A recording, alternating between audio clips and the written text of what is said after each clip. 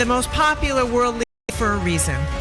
He is unbelievable visionary.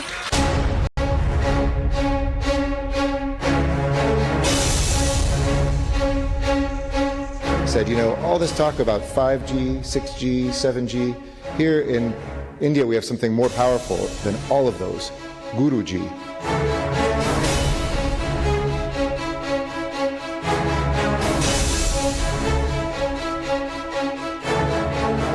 America तक की सारी भागदौड़, 24 के मैदान की सारी फील्डिंग, कांग्रेसियों की उम्मीदों के सारे गुब्बारे, राहुल को मोदी का विकल्प बनाने के सारे इशारे, सारी रणनीति, भेद नीति, खेद नीति और कूटनीति धम्म से गिरी और चकनाचूर हो गई जब कांग्रेसी अंकल सैम ने कहा 1.5 अरब की आबादी वाले देश के प्रधानमंत्री हर जगह सम्मान पाने के हकदार हैं। मुझे इस पर गर्व है, मैं इसे लेकर नकारात्मक नहीं हूं। अब इस बयान ने राहुल गांधी के मोहब्बत वाली उस दुकान की हवा निकाल दी जो फिलहाल वो अमेरिका में खोले बैठे। अगर उस दुकान की कोई अपना ही गर्व भरी तारीफ कर दे, जिसके प्रोडक्ट को पानी पी पी कर कोसा जा रहा हो, तो सन्नाटे में आ जाना स्वाभाविक है। और तब तो और जब खुद राजनीतिक गुरु ही सारे पॉलिटिकल पैंतरेबाजी पर कैंची मार दे, क्योंकि सैम पित्रोदा राहुल गांधी के राजनीतिक कोच के तौर पर जाने जाते हैं। अमेरिका में घूमते राहुल गांधी मोदी पर वार कर रहे थे। मोदी राज में लोकतंत्र, धर्मनिरपेक्षता, विदेश नीति, अर्थनीति और मोदी की राजनीति तक पर एंटी मोदी हवा बना रहे थे। तो क्या हवा खुद सैम पित्रोदा ने निकाली? और निकाली तो क्यों? सैम की नजर ने क्या देख लिया जो ट्रांसफॉर्म होकर नई राजनीति करने निकले राहुल गांधी ने नहीं देखा? इसका जवाब है ये। He is the most popular world leader for a reason. He is unbelievable visionary,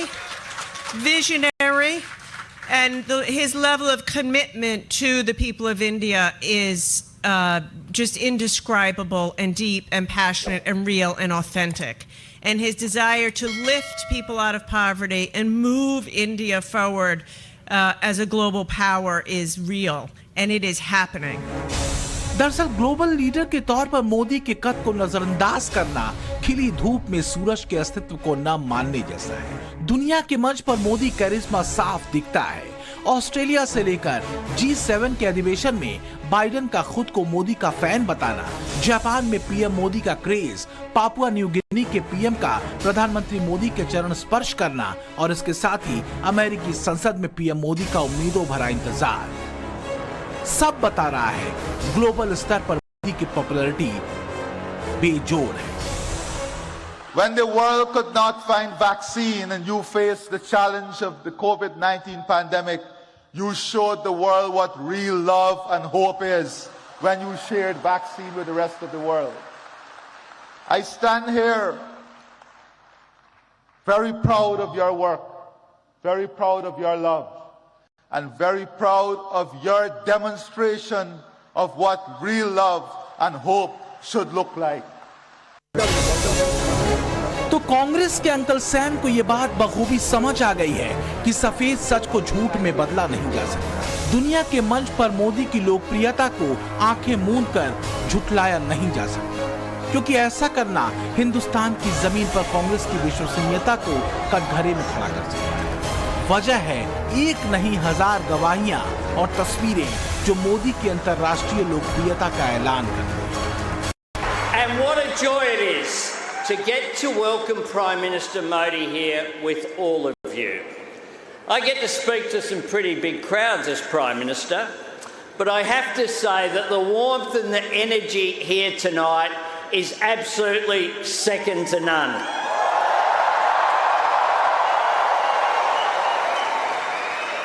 I said to my friend the Prime Minister before, the last time I saw someone on the stage here was Bruce Springsteen, and he didn't get the welcome that Prime Minister Modi has got.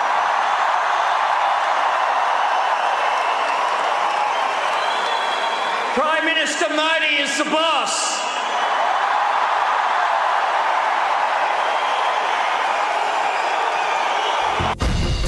इस इसी महीने 21 से 24 जून तक PM Modi America के आधिकारिक राजकीय दौरे पर जाने वाले हैं, जहां उनकी मेजबानी व्हाइट हाउस में अमेरिकी राष्ट्रपति जो बाइडेन करेंगे। अमेरिकी संसद के संयुक्त सत्र को संबोधित करने के लिए अमेरिकी संसद के स्पीकर केविन मैकार्थी ने पीएम मोदी को निमंत्रण भेजा है। अब जरा समझिए कि हिंदुस्तान के लिए ये मौका क्यों अहम है और क्यों खास है। दरअसल मोदी पहले भारतीय प्रधानमंत्री हैं जो दूसरी बार अमेरिकी संसद के संयुक्त सत्र को संबोधित करेंगे, और ऐसा करने के साथ ही पीएम मोदी दुनिया के महान नेता नेल्सन मंडेला की बराबरी कर लेंगे। इजराइल के पूर्व प्रधानमंत्री इज़ाक रॉबिन ने भी 2 बार अमेरिकी संसद के संयुक्त सत्र को संबोधित किया था, जबकि इससे ज्यादा बार सिर्फ 2 नेताओं, एक ब्रिटेन के पीएम विंस्टन चर्चिल और दूसरे इजराइल के प्रधानमंत्री बेंजामिन नेतन्याहू ने 3 बार अमेरिकी संसद के संयुक्त सत्र को संबोधित किया था। प्रधानमंत्री नरेंद्र मोदी इससे पहले 2016 में अमेरिका के राजकीय दौरे पर पहुंचे थे। तब तत्कालीन राष्ट्रपति बराक ओबामा ने उनका स्वागत किया था।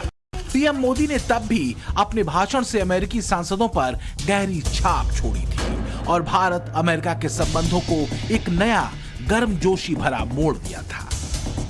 Siri tells us that India's ancient heritage of yoga has over 30 million practitioners in the US.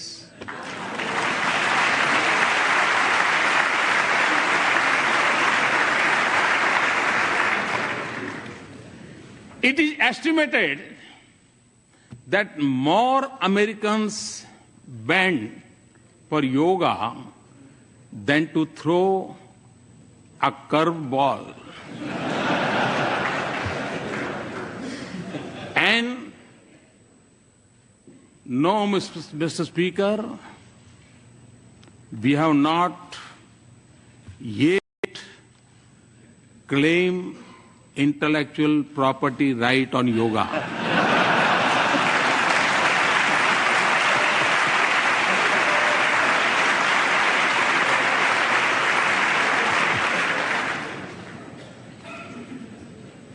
Connecting our 2 nations is also a unique and dynamic bridge of 3 million Indian Americans.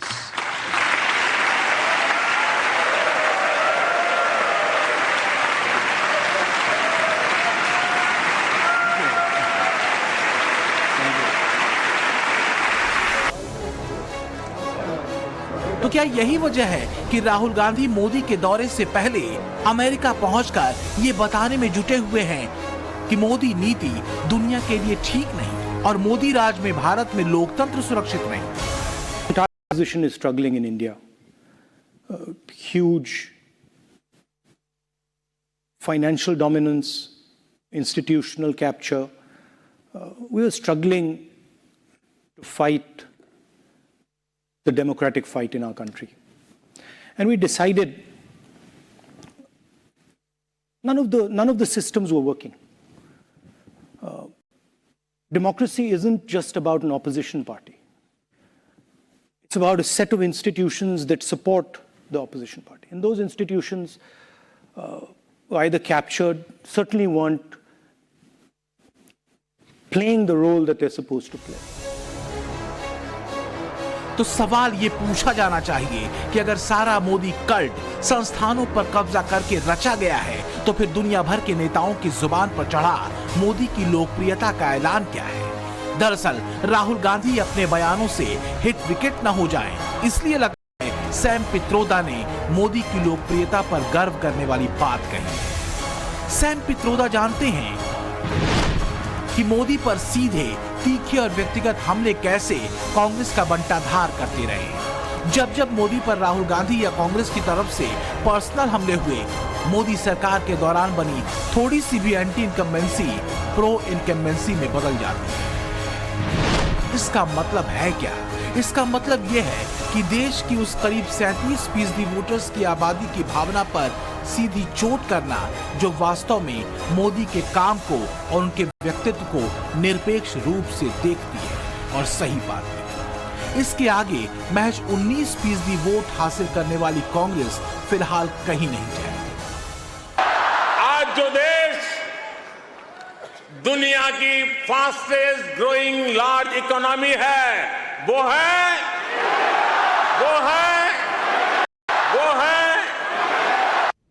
एक सच और भी है जो राहुल गांधी के लिए तीखा है लेकिन सैम पित्रोदा के लिए यथार्थ है।